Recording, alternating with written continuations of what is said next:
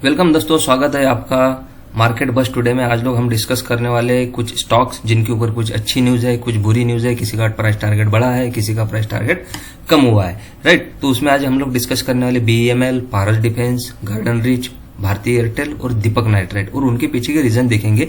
और मेजोरिटी ये जो भी यहाँ पे हम लोग डिस्कस करने वाले हैं ये ब्रोकरेजेस के रिपोर्ट है। तो देखिए, बीईएमएल का एक अच्छी खबर आई है कि उनका स्टॉक भी अच्छा बढ़ा है। उन्होंने 2 एमओयू साइन किया है, एक इंडियन नेवी और मलेशिया का जो एसएमएच रेल, उनका जो वहां का कंपनी है, उसके साथ इन्होंने मेमोरेंडम ऑफ अंडरस्टैंडिंग किया हुआ है। तो देखिए, ये जो इंडियन नेवी के साथ इन्होंने जो टाइप किया, उनके साथ वो काम करने वाले हैं। मैं आपको बता दे रहा हूं यहाँ पे कि agreement enhance bilateral carbon indigenous design development manufacture testing and product support of critical marine equipment and system, right. तो ये क्या करने वाले कि जो इंडियन नेवी को इक्विपमेंट लगने वाले उसका डिजाइन डेवलपमेंट मैन्युफैक्चरिंग करके देने वाले हैं इंडियन नेवी के लिए। ये आत्मनिर्भर भारत की तरफ बढ़ने के लिए भी एक अच्छी इनके लिए खबर है, राइट। और सेकंड इनका जो आ रहा है यहाँ पे, वो आ रहा है मलेशिया के साथ SMH rail, SDN, BSDI and BEML have signed memorandum MOU. तो एमओयू किस चीज के लिए इन्होंने बनाया हुआ है? वो बनाया हुआ है उनकी कैपेसिटी बढ़ाने के लिए, marketing, manufacturing, maintenance and repair. तो इसको एंड ओवरऑल यानी इसको एमआरओ सर्विसेज बोलते हैं इन शॉर्ट। तो एमआरओ सर्विसेज के लिए भी इन्होंने अच्छा खासा इन्होंने काम किया हुआ है। इसकी वजह से होगा क्या, मलेशिया के साथ इन्होंने अगर एमओयू किया तो साउथ ईस्ट एशिया, अफ्रीका में इनका अच्छा खासा वहां पे फोकस बढ़ेगा और यहां से इनका बिजनेस ग्रो कर सकता है। देखिए, ये किसी भी कंपनी के लिए एक अच्छी खबर होती है जब वो इंटरनेशनल लेवल पे या ग्लोबल लेवल पे काम करती है किसी और कंट्री के कंपनी के साथ। तो टाई अप में उनकी कैपेसिटी बढ़ती है, उनका खुद का आरएनडी बढ़ता है, काम करने का तरीका बढ़ता है। तो ये बहुत सारी चीजें पॉजिटिव है बीईएमएल के लिए, राइट। अभी सेकंड स्टॉक में डिस्कस करने वाला पारस डिफेंस। तो पारस डिफेंस के लिए तो बहुत ही बढ़िया खबर आई हुआ है। पारस डिफेंस का स्टॉक आज 5% ऊपर गया है और इनको लाइसेंस मिला हुआ है गवर्नमेंट की तरफ से कि ये मैन्युफैक्चर कर सकते हैं डिफेंस इक्विपमेंट। देखिए, आपको यहाँ पे दिख रहा होगा, has received industrial licence from the department of promotion and industry, right. उन्होंने उनको लाइसेंस दिया हुआ है और वो लाइसेंस में बनाने वाले क्या है, वो भी बहुत बढ़िया चीज है। तो इसमें बनाने वाले है infrared, thermal imaging equipment and electro optic system, laser range finders, right. तो ये जो भी चीज है, computer based controls, monitoring system, ये जो भी चीज है ये डिफेंस के लिए बहुत इंपॉर्टेंट है। और ये लाइसेंस 15 साल तक वैलिड रहता है। तो 15 ईयर बहुत लंबा टाइम है, बहुत लॉन्ग टर्म टाइम है। और इसके हिसाब से पारस डिफेंस यहाँ से अच्छा खासा ग्रो हो सकता है, क्योंकि ये लाइसेंस बहुत कम कंपनियों को मिलता है जिनके पास वो कैपेबिलिटीज रहती है, राइट। हर कोई कंपनी जाके वो लाइसेंस ले नहीं सकती क्योंकि उनके पास कैपेबिलिटीज, आरएनडी, सब चीजें होनी चाहिए और उतना वो कैपेसिटी भी होना चाहिए, राइट, मैन्युफैक्चरिंग का। तो ये अच्छी खबर है पारस डिफेंस के लिए दोस्तों, इसके ऊपर ध्यान रखिए। अच्छा स्टॉक है, फंडामेंटल अच्छे इसके। हम लोग यहाँ पे तो कोई आपको बाय सेल रिकमेंडेशन दे नहीं सकते और ना कभी देते हैं, लेकिन एक अच्छी खबर है ये कंपनी के लिए, तो थोड़ा इसके ऊपर ध्यान रखिए, ठीक है। ये हुआ पारस डिफेंस। और गार्डन रिच, जैसे कि आपको कुछ दिनों से पता होगा कि आईसीआईसीआई सिक्योरिटीज का एक रिपोर्ट आया था कि इन्होंने इस पे माझगांव डॉक वगैरह बहुत सारी कंपनियों पे प्राइस टारगेट दिए थे। तो इसमें भी इन्होंने गार्डन रिच जो शिप बिल्डर है उनको सेल का रेटिंग दिया हुआ है। उसके पीछे की रीजन है, क्योंकि क्या है कि ये शिप बिल्डिंग के स्टॉक थे, वो थोड़े ओवर वैल्यूड थे और इनका जो भी बोलना है कि ये going ahead management has guided the revenue growth 25 से 30% बढ़ने वाला है, मेंटेनिंग इट्स पैट मार्जिन, वो भी प्रॉफिट आफ्टर टैक्स का मार्जिन वो मेंटेन करने वाले। लेकिन हमारा जो एस्टिमेट है being at higher end of management guidance, तो उससे ज्यादा यानी ज्यादा चाहिए था, लेकिन वो रिटर्न सारे कैप होने वाले, इसके लिए हमने मेंटेन सेल किया है। क्यों? डिस्काउंटेड कैश फ्लो एक वैल्यूएशन का मेथड रहता है, डिस्काउंटेड कैश फ्लो, उसके हिसाब से प्राइस टारगेट इनका 515 आया हुआ है। देखिए, कोई भी चीज अगर ओवर वैल्यूड है तो कहीं ना कहीं वो तो करेक्ट होकर नीचे आने वाली है, राइट। और बहुत सारा इसमें बूम हो गया कि डिफेंस स्टॉक बाय करो, लेकिन वो फंडामेंटली स्ट्रांग है, ठीक है, उनका बुक वैल्यू अच्छा है, ऑर्डर बुक उनको अच्छा मिल रहा है गवर्नमेंट की तरफ से, या आपने बीईएमएल को देखा होगा कि उनको मलेशिया से मिला हुआ है या इंडियन नेवी से मिला हुआ है, राइट। एक्सपोर्ट भी कर रहे हैं बहुत सारी छोटी छोटी चीजें। ये उसके लिए कंपनियों के लिए तो अच्छा है, लेकिन ये ठीक है, सब कुछ अच्छा है, लेकिन उनका जो वैल्यूएशन रहता है, जो रेट में आप बाय कर रहे हो, वो कम से कम थोड़ा तो भी जस्टिफाइड होना चाहिए, राइट। मार्केट यानी बहुत बढ़ रहा है तो उसके हिसाब से स्टॉक भी बढ़ रहे हैं, तो ये ठीक नहीं है कि आप कोई भी वैल्यूएशन पे बाय करो।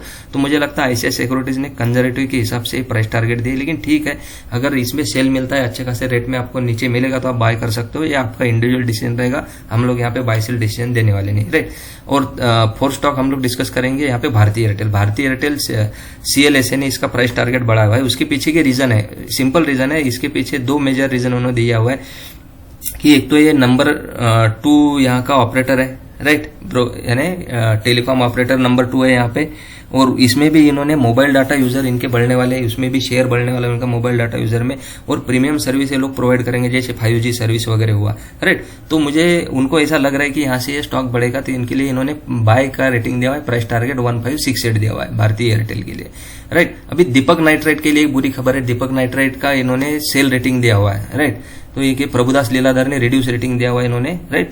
तो इसके पीछे के रीजन है कि इसके जो भी मैन्युफैक्चरिंग ये दीपक नाइट्राइट करती है उसमें मेजोरिटी आता है कि फिनॉल, बीपीए, पॉलीकार्बोनेट रेजिन, ये बहुत सारा मोनोमर, पॉलीमर, पॉलीकार्बोनेट बहुत सारा आता है। इसमें भी दिक्कत ऐसा हुई कि चाइना ने ये कैपेसिटी ऐड की है, राइट। तो इसकी वजह से वो सेल्फ सफिशिएंसी के ऊपर जा रहे हैं, तो इंपोर्टर नहीं बनने वाले, वो नेट एक्सपोर्टर बनने वाले, राइट। तो इसके लिए इनका मार्जिन रिड्यूस होने वाला है प्रभुदास लीलाधर का, और उसमें भी डिमांड कम होने के कारण प्रभुदास लीलाधर ने दीपक नाइट्राइट का, राइट। तो चाइना ने कैपेसिटी ऐड करने के बाद दीपक नाइट्राइट का इनका डिमांड कम होने वाला है और चाइना नेट एक्सपोर्टर बनने वाला है, उसकी वजह से मार्जिन पे प्रेशर आएगा। और सेकंड इसमें ऐसा होने वाला है कि जो पॉलीकार्बोनेट मेजोरिटी ये मैन्युफैक्चर करके बेचते हैं वो खाली 60 to 65% यूटिलाइज ही होने वाला है, राइट। तो 23-24 में, तो ये इसकी वजह से इन्होंने इस पे सेल का रेटिंग दिया हुआ है, सेल के बजाय रिड्यूस का रेटिंग दिया हुआ है कि इन्होंने प्रभुदास लीलाधर ने। तो ये इनके लिए नेगेटिव खबर है दीपक नाइट्राइट के लिए। तो देख लेते हैं, चलिए देख लेते हैं जो अभी हम लोगों ने अभी यहाँ पे स्टॉक डिस्कस की कि उनका अभी स्टॉक प्राइस क्या बोल रहा है। देखिए यहाँ पे अभी BEML का स्टॉक 3912 यानी 3912 पे चल रहा है, इसका PE 56 पे है। और YTD रिटर्न अब तक जो ईयर टिल डेट रिटर्न है 37.55% का है, राइट। और 5 ईयर्स का अगर रिटर्न देखोगे आप तो 429% है, यानी कम से कम 4 गुना ये स्टॉक हुआ है। और इसकी जो रेंज थी ईयर की 1905 to 5488 है, राइट। ये BEML हुआ है। अभी हम लोग देखेंगे पारस डिफेंस। देखिए पारस डिफेंस अभी 1294 चल रहा है, 1294, और इसका पी रेशो 123 पे है, यानी एक्सपेंसिव स्टॉक है ये, राइट। अगर YTD रिटर्न अगर आप देखोगे तो YTD रिटर्न 71.27% का है। और 5 ईयर का अगर आप रिटर्न देखोगे तो 162% का है, राइट। 5 ईयर के हिसाब से इसका रिटर्न कम है कंपेयर टू BEML, वो भी देखना बहुत जरूरी है। अभी गार्डन रीच शिप बिल्डर जो कि हमने डिस्कस किया था, garden reach ship builders, right. तो गार्डन रीच शिप बिल्डर देखिए 1750 यानी आज टूटा हुआ है, जैसे कि ICICI का सिक्योरिटीज का रिपोर्ट आया हुआ है। तो ये 1750 YTD अगर आप रिटर्न देखोगे तो अभी भी पॉजिटिव रिटर्न है, यानी 100% रिटर्न है ईयर टिल डेट।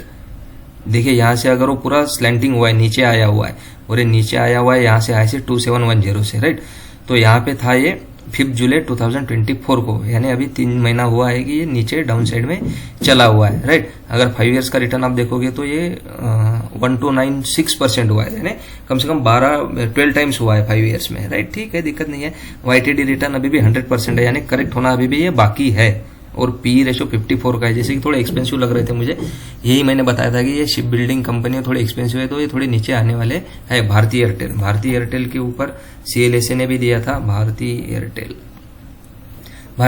देखिए 1787, यानी आज ये 1% बढ़ा हुआ है। अगर YTD रिटर्न अगर आप देखोगे तो 46% है, और 5 ईयर्स का अगर आप रिटर्न देखोगे 324% है, राइट। ब्लू चिप कंपनी थोड़ा आराम से बढ़ेगी, दिक्कत नहीं। लेकिन PE रेशो आप देखोगे तो अभी 87 का है, यानी ये भी सस्ती नहीं है, एक्सपेंसिव लग रही है मुझे, राइट।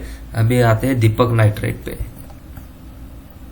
दीपक नाइट्राइट देखिए, दीपक नाइट्राइट 2951 है, आज थोड़ा स्टॉक गिरा हुआ है, 46 का PE है। अगर YTD रिटर्न आप देखोगे तो YTD रिटर्न 19% है, ठीक ठाक रिटर्न है, यानी कुछ बढ़िया रिटर्न इसने दिए नहीं कंपेयर टू अदर मार्केट और जो हमने डिस्कस किए वो कंपेरिजन टू वो स्टॉक्स, राइट। लेकिन केमिकल सेक्टर अगर देखा जाए तो ओवरऑल थोड़ा कमी बढ़ा हुआ है। और अगर 5 ईयर्स का रिटर्न देखेंगे तो कम से कम 977 है, 9 टाइम्स इसमें पैसा बना हुआ है। इसका जो भी 52 वीक का रेंज अगर आप बोलोगे, ईयरली रेंज जिसको बोलते हैं, 1921 से लेके 3169 है, तो ये अभी भी थोड़ा एक्सपेंसिव मुझे लग रहा है। चलिए दोस्तों, तो आज हम लोगों ने जो भी डिस्कस की कि BEML, पारस डिफेंस, गार्डन रीच, राइट, भारतीय एयरटेल और दीपक नाइट्राइट, उसके ऊपर हम लोग देखेंगे अभी और क्या डिस्कशन कर सकते हैं। अगर कोई न्यूज आए तो मैं आपके साथ शेयर करूंगा। आज का मेरा ये वीडियो आपको कैसा लगा मुझे लाइक, शेयर और सब्सक्राइब करके बता दीजिए, कमेंट कीजिए नीचे। और चलिए दोस्तों, thank you so much for watching. जय हिंद।